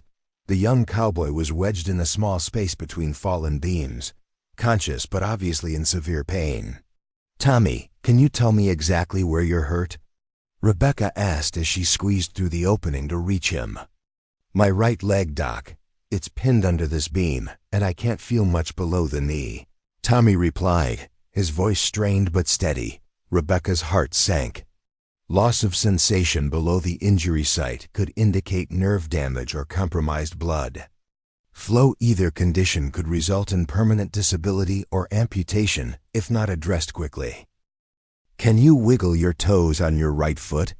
she asked while carefully examining what she could see of the trapped limb. I don't think so, Doc. I can't tell if they're moving." Rebecca's medical training told her this was a critical situation. The longer the leg remained compressed, the greater the risk of permanent damage. But attempting to move the beam without proper equipment could cause the remaining structure to collapse, potentially killing both Tommy and herself, William. She called back through the passage. "I need to know exactly how you plan to lift this beam. Tommy's leg is severely compromised, and we have very little time." "We've rigged a pulley system using ropes and that oak tree," William replied. "Jake thinks we can lift the beam about 6 inches, which should be enough to pull Tommy clear." "That's going to have to be enough," Rebecca decided. "But when you lift that beam, I need to be right here to guide Tommy's extraction. His leg may be badly damaged, and any wrong movement could make it worse." "Rebecca, it's too dangerous," William protested. "If the structure shifts when we lift the beam, then we'll deal with that when it happens," Rebecca interrupted. "Right. Now a young man's leg depends on precise medical management during his extraction. I'm not sending someone else to do work that requires medical expertise." As the rescue team prepared their improvised lifting system, Rebecca found herself thinking about the conversation she'd had with William just hours earlier about the sustainability of their operation. Here was a perfect example of why their work was so important in a conventional medical system. Tommy Martinez would have waited hours for a doctor to arrive, quite possibly losing his leg in the process. "Ready when you are, Doc," William called. From outside the debris field, Rebecca positioned herself as close to Tommy as possible, her hands ready to guide his movement the moment the beam was lifted. "Tommy, when we lift this beam, I need you to pull yourself backward toward me using your arms. Don't try to help with your legs at all. Let me handle that part." "I understand, Doc." "William, lift it now." The beam rose slowly as the pulley system took the weight, creating just enough space for Rebecca to reach Tommy's trapped leg. What she found confirmed her worst fears. The limb was severely crushed, with obvious fractures and tissue damage that would require immediate surgery to save. "Pull, Tommy." she commanded while supporting his injured leg as carefully as possible. The extraction took less than 30 seconds, but it felt like an eternity as Rebecca fought to prevent further damage to Tommy's mangled limb. When they finally had him clear of the debris, she could see the full extent of his injuries in the lantern light. "How bad is it, Doc?" Tommy asked, reading the concern in her expression. Rebecca met his eyes with the honesty that had become her trademark. "It's serious, Tommy. We need to get you to Denver immediately for surgery, but I think we can save your leg." As William's team prepared Tommy for transport, Ben Henderson approached Rebecca with obvious gratitude and something else, a proposition that would change everything. "Doc Martinez," he said quietly, "what happened here tonight, ... What you did for my men, ... I want to talk to you about something important." "What is it, Ben?" "I represent 7 ranch operations in this region. We've been talking about pooling our resources to bring in permanent medical care, but we've never been able to find the right person." He paused, glancing at the injured men she'd treated. "After seeing your work tonight, I think we've found her." Rebecca looked up from her patient notes, suddenly understanding that this crisis had become something much larger than a single emergency response. "What exactly are you proposing?" "A medical cooperative. 7 ranches, 2 mining operations, and 3 small towns contributing to fund a regional medical center with you as the chief medical officer. We're talking about a patient population of over 2,000 people, Doc, and the funding would be substantial enough to build a real hospital and bring in additional medical staff." William appeared at Rebecca's side, having overheard the conversation. "That's an interesting proposal, Ben. What kind of authority would Miss Martinez have over medical decisions?" "Complete authority," Henderson replied immediately. "We've all seen what happens when business owners try to make medical decisions. We want a medical professional in charge of medical matters." As they loaded the injured men into wagons for the journey to Denver, Rebecca found herself contemplating an offer that would transform her from a ranch nurse into the regional medical authority for thousands of people. It was everything she'd ever dreamed of achieving, and it had emerged from the worst crisis she'd faced since arriving in Colorado. But as she looked at William, who had coordinated the rescue with the same skill and dedication he brought to everything else, she realized that her answer would affect more than just her career. It would determine the future of their partnership and the feelings that had been growing between them for months. Crisis at Henderson's ranch had proven that their collaboration was more than just professionally effective, it was personally irreplaceable. Now they would have to decide whether they were ready to commit to something even larger and more ambitious than what they'd already built together. 6 months later, the Regional Medical Center at Carson Ranch stood as a testament to what could be accomplished when vision met determination. The 2-story brick building housed 6 examination rooms, a fully equipped surgical suite, a pharmacy stocked with the latest medications, and patient wards that could accommodate 30 people. But more importantly, it represented a revolution in how healthcare was delivered across the American frontier. Rebecca stood in the center of the main treatment area, reviewing charts with Dr. Sarah Chun, a young physician from San Francisco, who had become the second doctor to join their growing medical cooperative. Around them, 3 nurses moved efficiently between patients, while a group of local women attended a training session on basic medical care. "The appendectomy you performed yesterday was textbook perfect," Dr. Chun observed, reviewing the surgical notes from a mining accident victim. "In most frontier locations, he would have died from peritonitis." "That's exactly why this center exists," Rebecca replied, checking the schedule for afternoon procedures. "Too many people have died from treatable conditions simply because proper medical care wasn't available when they needed it." The past 6 months had transformed Rebecca from a single nurse working out of a converted shed into the chief medical officer of the most advanced healthcare facility west of Denver. The cooperative that Ben Henderson had proposed after the barn collapse had grown into something far more ambitious, a network of medical professionals serving an area covering nearly 10,000 square miles. Tommy Martinez appeared in the doorway, walking with only a slight limp from his barn accident injury. His leg had healed perfectly after Rebecca's quick intervention and subsequent surgery in Denver, and he'd become one of the medical center's most vocal advocates throughout the region. Behind him walked his wife, carrying their newborn daughter. "Doc Martinez, Maria wanted you to meet little Elena," Tommy said with the proud smile of a new father. "She's the first baby born at the center, and Maria says she's going to be a doctor, just like you when she grows up." Rebecca felt a familiar warmth at the sight of the healthy infant. The medical center had delivered 17 babies since opening, all with perfect outcomes thanks to proper prenatal care and sterile delivery conditions. In contrast, the mortality rates at mining camps and isolated ranches remained tragically high. "She's beautiful, Tommy. How is Maria feeling?" "Strong as ever. She keeps saying that having a real doctor and proper medical care made all the difference. Says she wasn't scared for the first time in 3 pregnancies." As the Martinez family left, Dr. Chun shook her head in amazement. "I still can't believe what you've accomplished here in less than a year. When I was in medical school, our professors taught us that frontier medicine was necessarily primitive and ineffective. This center rivals anything I've seen in major cities. That's because we had the right backing," Rebecca said, her thoughts automatically turning to William. "Resources and vision are useless without someone who has the business acumen to make it all work." Speaking of William brought a familiar flutter to Rebecca's chest that she'd been trying to ignore for months.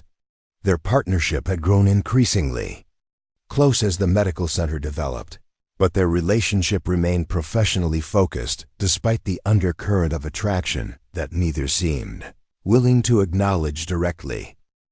The sound of expensive boots on the medical center's polished floors announced an unwelcome visitor.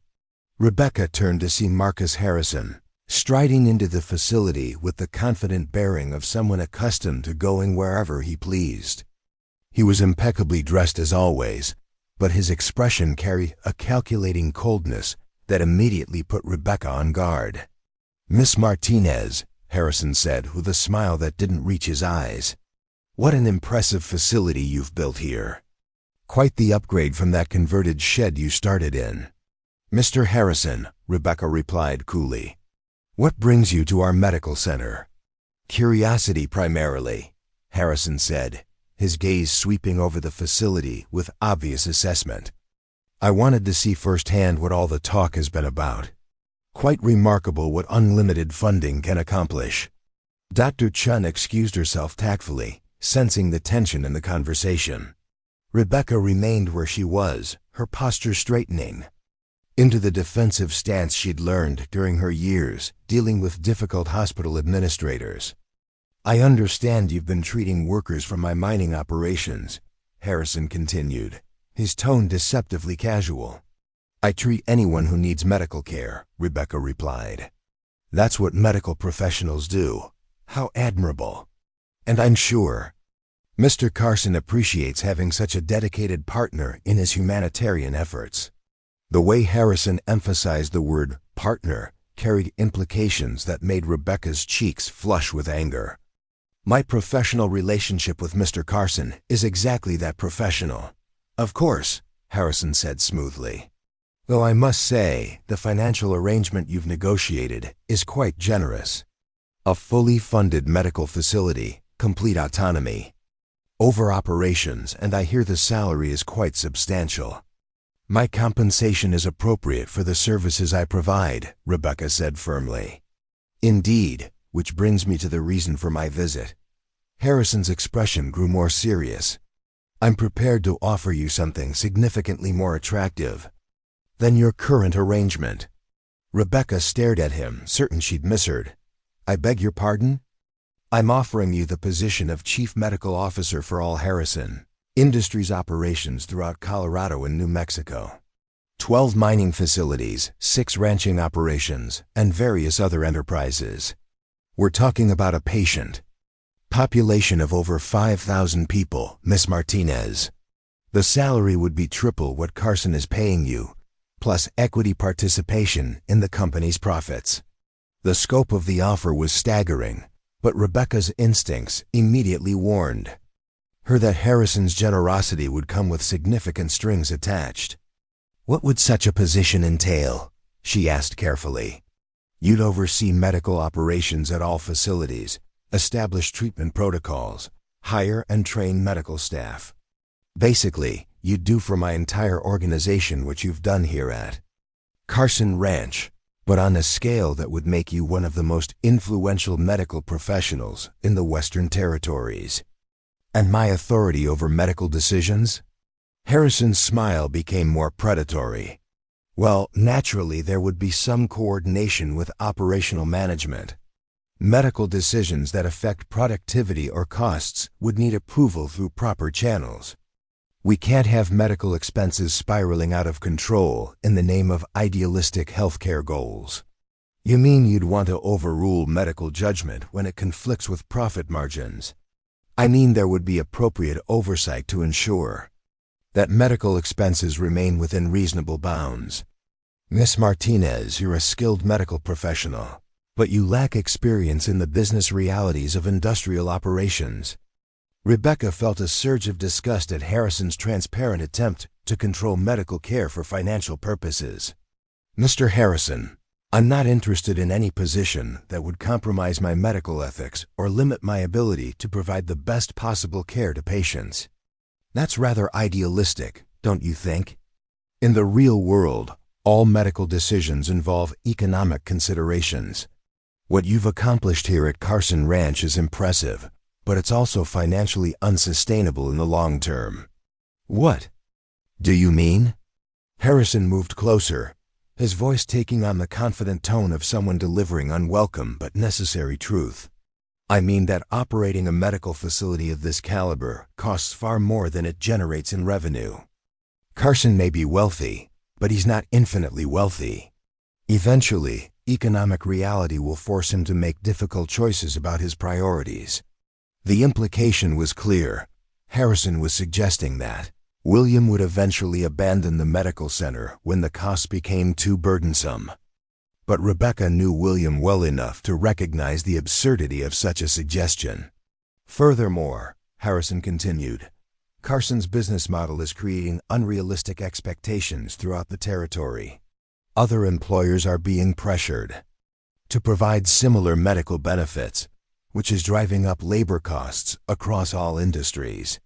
It's an unsustainable situation that will ultimately harm the regional economy. So you're opposed to workers having access to proper medical care? I'm opposed to business practices that ignore economic reality. What happens to all these workers when Carson's experiment fails and the medical center closes? They'll be worse off than before because they'll have grown accustomed to benefits that can't be maintained. Rebecca realized that Harrison's offer wasn't just about hiring her. It was about dismantling the model that she and William had created. By removing her from Carson Ranch and placing her under his control, Harrison could simultaneously eliminate the medical center and prevent its model from spreading to other operations. Mr. Harrison, I appreciate your offer, but I'm perfectly satisfied with my current position. Think carefully about this, Miss Martinez. I'm offering you security, substantial compensation, and the opportunity to impact healthcare for thousands of people. What happens when Carson loses interest in playing doctor with his ranch hands? That's not going to happen, Rebecca said with complete confidence. How can you be so certain? Because William Carson doesn't abandon his commitments to people who depend on him. Harrison studied her face with shrewd intensity. Ah, I see.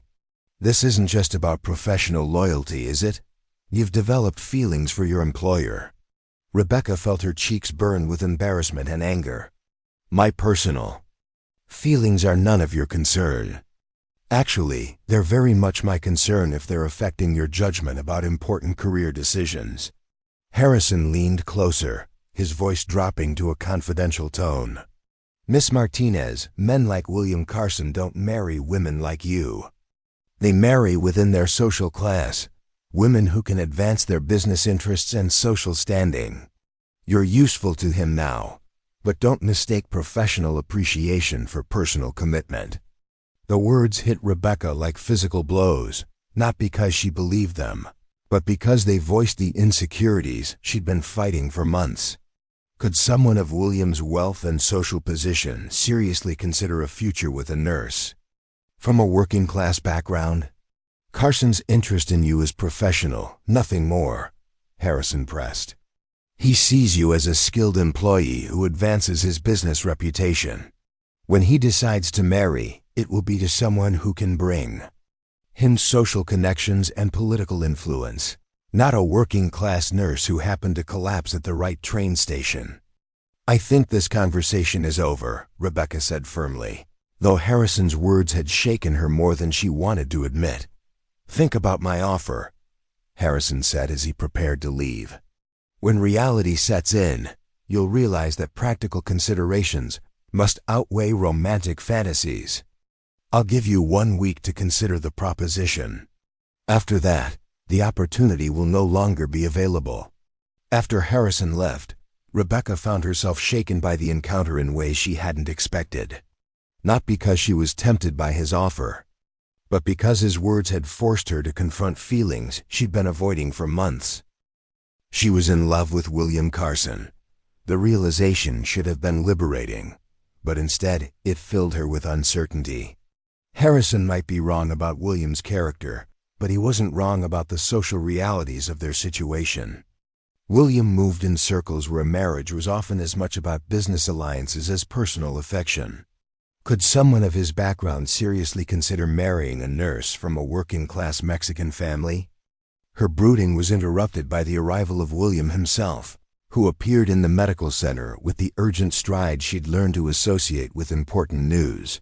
His face was flushed with excitement, and he carried a yellow telegraph message in his hand. "Rebecca, we need to talk," he said without preamble. "I have incredible news. If this is about Marcus Harrison's visit, I can explain. It's not about Harrison," William interrupted, though his expression darkened slightly. "No, I did see him leaving, and I can guess what he wanted. We'll discuss that later. This is about something much more important. Then what is it?" William waved the telegraph message with barely contained excitement. "I just received this from Washington. The Territorial Medical Board has formally recognized our center as the model for frontier healthcare delivery. They're recommending that Congress fund similar facilities throughout the Western Territories."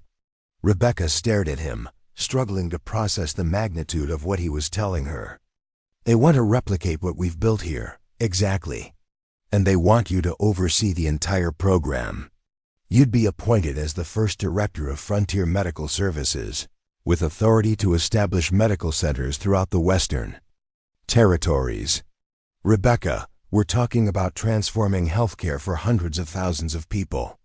The opportunity was beyond anything Rebecca had ever imagined, the chance to transform healthcare delivery across the entire American frontier. But it would also mean leaving Colorado, leaving the community they'd built, leaving William. "What did you tell them?" she asked quietly. "I told them I'd discuss it with my partner and get back to them." The word partner hung in the air between them, carrying implications that neither had been willing to address directly until now. "William," Rebecca began carefully, "I need to tell you something that I should have said months ago." "What is it?" Rebecca took a deep breath, knowing that what she said next would change everything between them. "I'm in love with you." The words came out in a rush, before she could lose her courage or second-guess herself. William's face went through a series of expressions: surprise, pleasure, and something that looked like profound relief. "Thank God," he said quietly, setting down the telegraph message and moving toward her. "I've been in love with you for months, but I was afraid that admitting it would complicate our professional relationship." "It will complicate everything," Rebecca said, with a laugh that was half joy and half exasperation. "But I don't care anymore.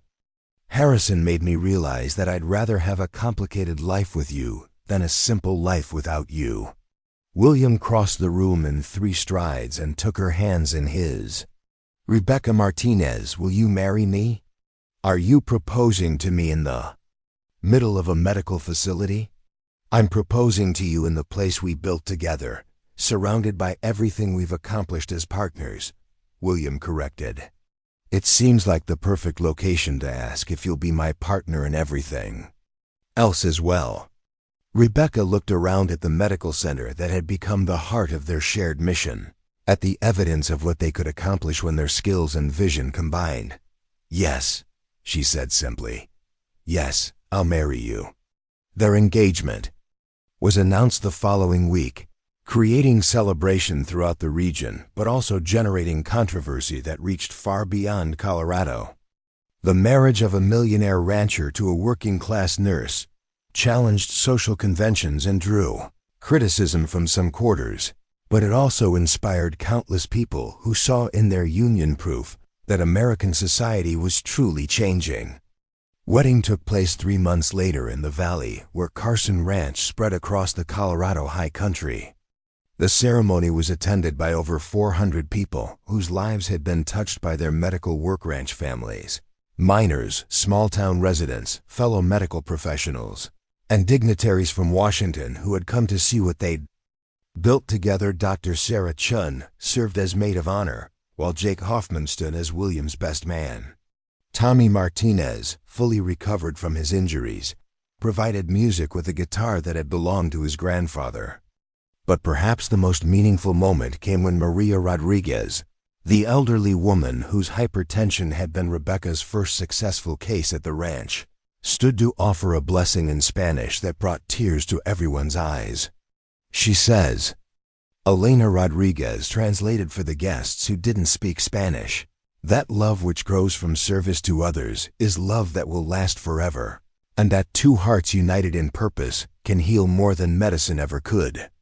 As Rebecca and William exchanged vows in the shadow of the Rocky Mountains, with the medical center they'd built together visible in the distance, neither could have imagined that their chance meeting in a Chicago train station would lead to such a moment.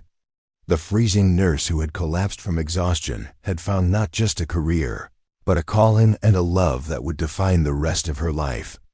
The millionaire rancher who had stopped to help a stranger had discovered that true wealth came not from what you accumulated, but from what you chose to give away. Together, they had proven that the greatest love stories weren't just about 2 people finding each other. They were about what those 2 people could accomplish when they dedicated their lives to something larger than themselves.